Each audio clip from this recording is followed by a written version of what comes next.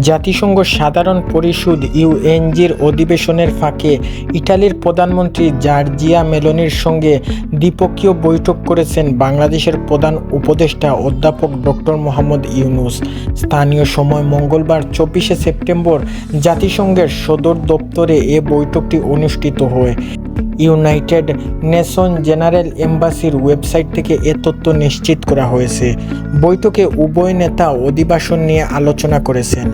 একই সঙ্গে আরও বেশি সংখ্যক বাংলাদেশি যেন বৈধভাবে ইটালি যাওয়ার ও কাজের সুযোগ পায় সেই আহ্বানও জানিয়েছেন ডক্টর মোহাম্মদ ইউনূস। বিষয়টি ভারতীয় বার্তা সংস্থা এনআইকে দেওয়ায় এক সাক্ষাৎকারে প্রধান উপদেষ্টা প্রেস এবং সেক্রেটারি শফিকুল আলম নিশ্চিত করেছেন।